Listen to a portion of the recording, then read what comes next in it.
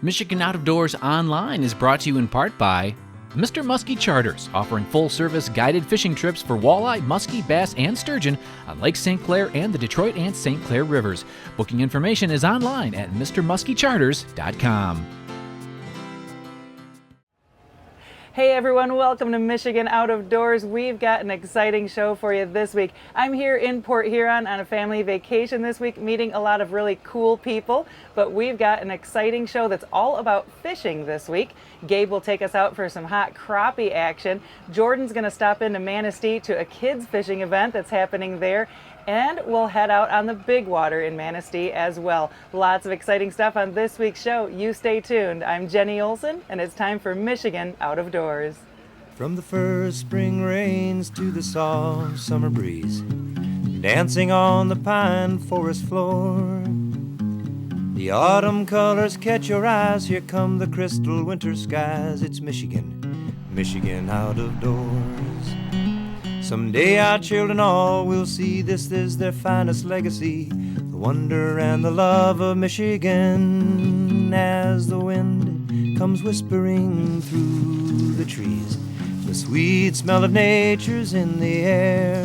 From the Great Lakes to the quiet stream, shining like a sportsman's dream, it's the love of Michigan we all share.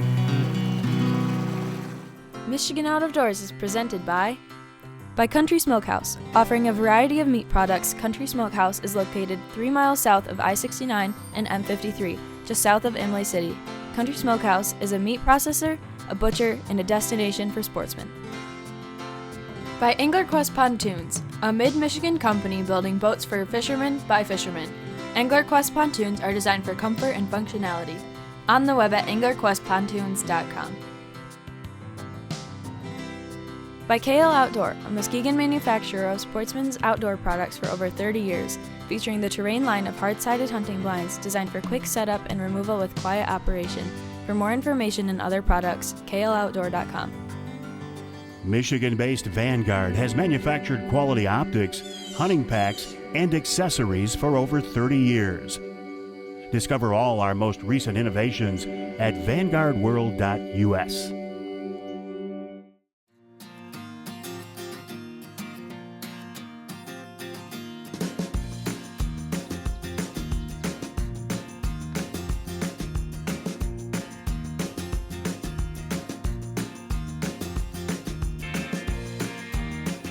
Did you catch it all by yourself? Yeah. A fish hits it, and that's the end. We're going to put this in the water. Okay, so you're gonna put the boat in the water and go catch a fish. Yeah. You're gonna tell them how to do it? Yeah. All right. Okay. Good luck. Okay. I've been coming to the Michigan ones for a long time now, but Don does a great job getting these get-togethers together kind of thing, and it's really just a bunch of people coming together having a lot of fun. Fishing involved, but there's more camaraderie and talking and chatting and talking about where the fish are and where the fish aren't, you know. Back in 1996, I started with one forum, and people just started posting. They wanted the Kentucky forum. Oh, okay, I'll put up another forum. I need a moderator, though.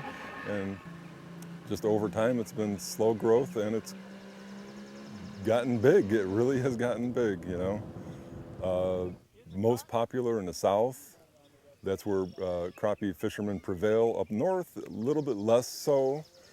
Still a lot of enthusiasts up here though, but there's a lot of multi-species fishermen here, you know. So they crappie fish, but also walleye, bass fish, but it's really, really big in the South. The guys from the forum Crappie.com usually get together a couple times each year to fish together and have a friendly tournament at the end of the weekend. This year's spring get-together was at Hardy Pond, which is an impoundment of the Muskegon River. Offering miles of shoreline that holds crappies, it's a popular destination. This time of year, the fish can be found holding tight to structure, the most popular being fallen trees. On a tree like this, a good tree, what would you expect to catch off this tree? Oh, anywhere from a dozen to literally 2 or 3 dozen. If they're spawning, there may be 50 to 100 fish down there. It's really quite amazing how many fish will be in these trees. Fishing inside of a brush pile like this isn't a typical way to fish other species, so the crappie enthusiasts use specialized equipment. Long rods, slip bobbers, and patience is needed for this kind of fishing. There it is. Nice eating size crappies. This one's got a little mark. Could be from a pike, could be from spawning. They get up in them trees and they kind of beat themselves up a little bit. Like any panfish, crappie are good table fare. Decent sized fish are usually tossed in the live well. John says that getting in tight to the cover is the key early in the summer. So I can see that treetop is touching your arm. Yeah. That's what you're looking for. Get right in there. Yeah, because you get right down into the pockets in the trees. A lot of times I'll actually drop them right in from the tops, and then occasionally you end up in the trees. You know, it's a method that you can catch a lot of crappie on, and it works down Ohio and Indiana, anywhere where you find these brush tops. There's always fish in them, except when it gets really hot in the summer. Yeah, and it got me in there again. Yeah, there we go. That's where some 8-pound line comes in handy, and I'm only running 6 today. They're hard fought crappies.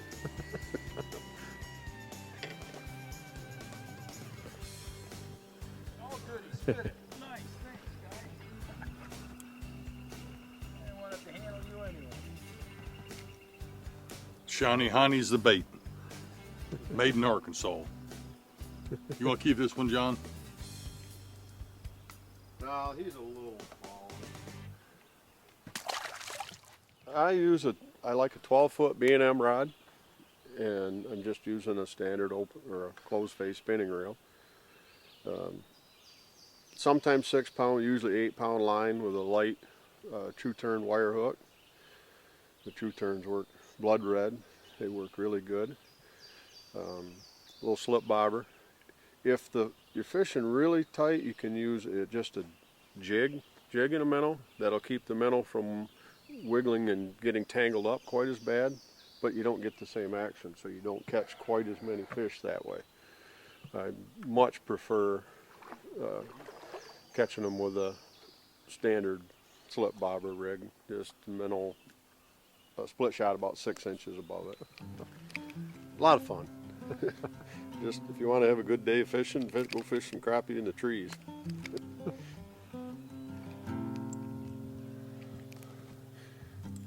Now this one, I would say that's a female. It's pretty full of eggs.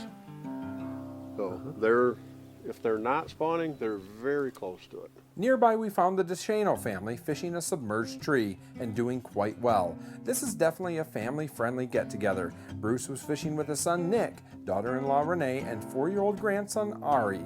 These guys are definitely pros at trolling, but they are quick to adapt to other techniques. There we go. Nice hardy pond crappie, not monsters, but a lot of what we catch, we get a few big ones here and there in there, but a lot of fun. And these little logs we've been fishing out here, we just cast it out and just kind of drift it, let it work its way back to the boat without cranking any more than we have, just to keep the line tight, and they'll just hit it on the way in. There you go.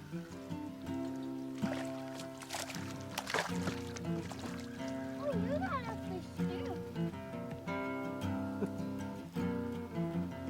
Well, they're not shy about biting, are they? Took her right down there. Got the whole family out here.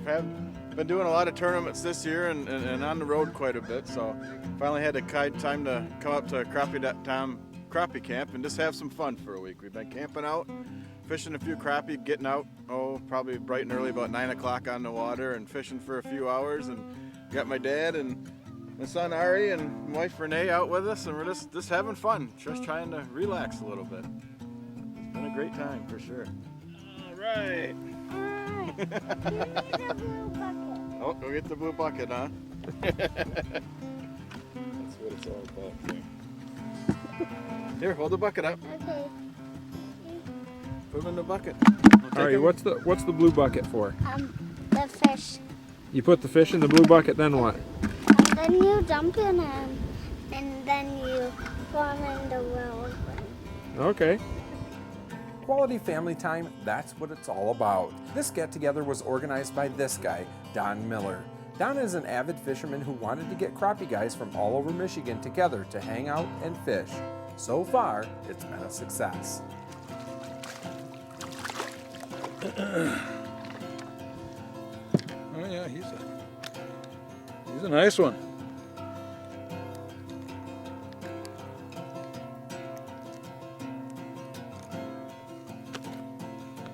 Yeah, that's a dandy.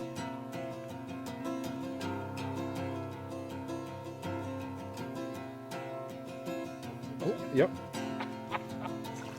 That was good. I hope you got that. He came right. He came right up off that under that log. Sweet. Yeah, another nice little one. Sorry, him came right out of the log. Yeah. I dropped that jig down there, and he came right up out of that log, and we watched him take it. That's what's so great about fishing in this clear water like this, because you see everything that happens. Sweet. Another nice black crappie. All in all, it was a great time at the Crappie.com camp. Campfires were warm, fishing was hot, and smiles were on everyone's face. Not a bad event for an often overlooked fish here in Michigan, the black crappie. Hi, I'm Jordan Brown, and for our next segment on this week's show, I was able to stop in at a kids fishing event in the Manistee area.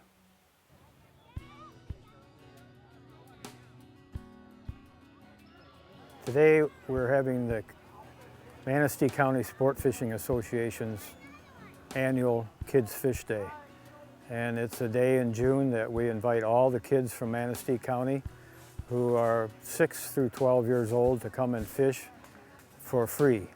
And they can come and fish on man-made lake in Manistee. And here the kids are provided with rods and reels and worms and supervision so that they can come and fish and just have a good time. It's an attempt to be able to educate and expose kids to fishing, some of them for the first time. And we get kids that are being carried by their parents, as young as being carried, and as old as 12, 13 years old that come to fish. And we just try to have a good time on a good day here in Manistee County. There's a lot to like about this event for parents and children alike. Introducing a kid to fishing is a great way to get them away from the electronic world we live in, and a fantastic way to spend time together. We especially like this event from the point of view that it gets the kids away from their electronics for a little while and brings them outside where the activity is physical and it's gratifying. They can enjoy the weather. It's especially nice because most of the kids come with a parent or a grandparent or a guardian, and they can do things together. And so it's not just sending the kids off to do something by themselves. Most all the kids come with adult leadership with them, and then the volunteers provide that as well. This event is not put on by one group per se, but rather by an entire community. It takes dozens of sponsors and volunteers to make an event like this one possible, and the Manistee County Sport Fishing Association has figured out a way to get everyone on board. This project of having kids come to fish and be exposed to fishing as a sport that they can have a good time doing in their leisure time is sponsored very much throughout our community. We have local tackle shops, Tangled Tackle, Insta-Launch, Don's Sporting Goods, who contribute to this event, of course, and we have other associations as well, like the National Turkey Federation contributes to it. But the whole project is run by volunteers that represent the Sport Fishing Association here in the county. We have charter boat operators who are here that provide leadership, and it's just a good project. After a couple of hours of fishing, the kids all gathered around to see who caught the biggest fish and enjoy an award ceremony where everyone got a prize. This year's event had more than 125 kids, and they're hoping to grow that number in the future. If you have a child under 12 years old and live near the Manistee area, you just may want to check out next year's event. Well, special thanks to everyone involved in the Kids Fish Day. Events like that really do a lot for getting kids involved in the outdoors. Next up, we're going to switch gears but stay in Manistee, where I was able to hit the big lake for some steelhead and lake trout fishing.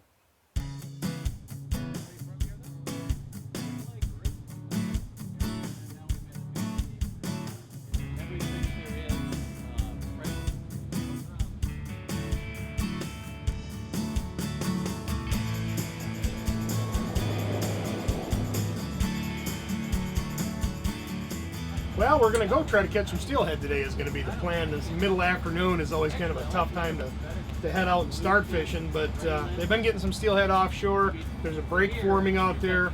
It's only been there a couple of days, so it's all brand new yet, but they've been taking some small steelhead, a few lake trout, even a couple kings, and we're going to go give it a shot. We'll see what happens.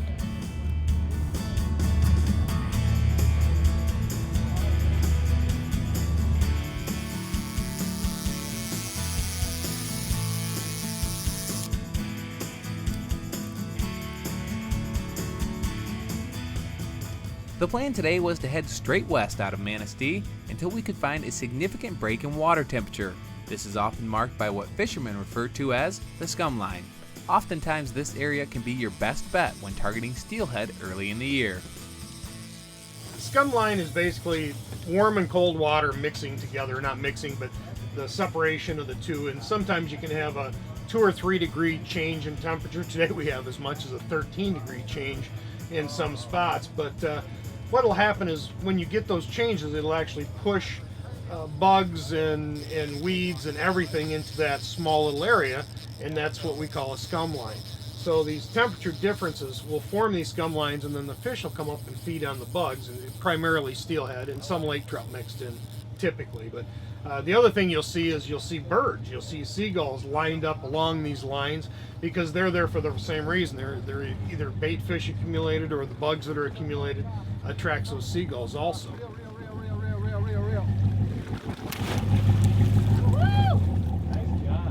Nice. That's a dandy. That's a beautiful fish. Real nice. Excellent. All right. Jim, those pliers are right there.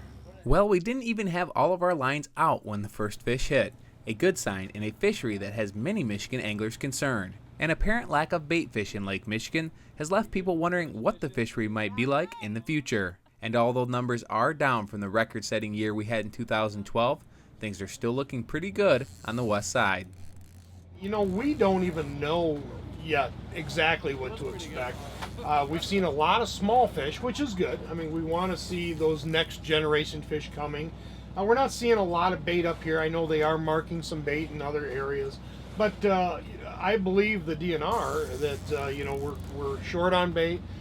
We're going to be a little shorter on fish, and it's going to be a little bit of a change in the fishery. So the thing we have to, I think, understand is that we had such an incredible world-class fishery before. This still isn't bad. You know, you can come out and catch king salmon and some large king salmon, and mix in some other ones. You can come out and do what we're doing today and catch steelhead and lake trout, and it's a ball. So it's just a tremendous, tremendous fishery out here. I think that I'm going to expect for the rest of the year we're going to have pretty decent fishing on and off. The one thing I would say is that it seems when you find fish, stay on your fish. You might not be able to just wander and catch fish anywhere. So when you find a spot, stick with it, especially for the kings, and try to stay on them. Nothing to it. Nice fish. You know, for coming out middle of the afternoon, it's actually been pretty good fishing. You know, we got into some smaller steelhead here, so we're trying to find a new spot where maybe we got some better size. But shoot, we had 5 or 6 fish already and lost a few, and just middle of the day fishing, you can't really complain. But got a big lake trout and a nice steelhead right off the bat. So, you know, it's really not a bad afternoon, especially considering we just started fishing here the last 2 days. So it should get anything but better. And as this break kind of solidifies and we get more of a scum line, it should get better and better. I don't know. I think it's been a lot of fun so far. Beautiful, beautiful day on Lake Michigan. And sometimes we kind of take that for granted when and just being here is half the fun. So. We're sitting on a double, the steelhead right now. Jim on his side, I think, has the bigger one on. I think I got a small one. So we'll see what Jim's looks like in a minute. As the day went on, the fishing got better and better. And although we were targeting steelhead for the most part, we were happy to pick up a couple of bonus lake trout in the process. The steelhead fishing in this part of the state can be pretty good, as long as you can find the temperature break. So this is the kind of the beginning of our steelhead fishery, which will last typically 2 weeks to a month. But yeah, we're quite a ways out for being this early. I think we're pushing 10 miles out. But you're just looking for those temperature differences. You know, all you need to do is, if you know what your temperature is in around the shelf area 2 or 3 miles out, keep going out or check the Coast Watch map to see if it shows a significant temperature change. And if you find that significant change, then fish that area. And we fish them fast. You know, we're going 3 miles an hour, which is a lot faster than we would fish for kings. We're fishing typically the top 25 feet, lead core and small stinger spoons. And that's all there is to it. A lot of orange, you know, oranges, pinks, reds, all great colors for steelhead. Yeah, he's coming.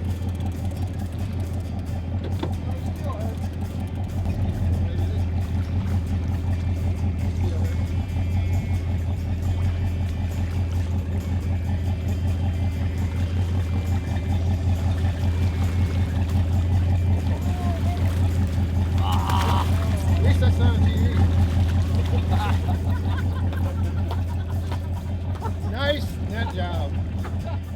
I got a little flustered. There's a camera right here, and I was nervous. It came through in the end, though. I rallied, ended up catching it. Looks like a drop back steelhead. Yeah. Roughed up from being on the river, being in the river. We're gonna let him go.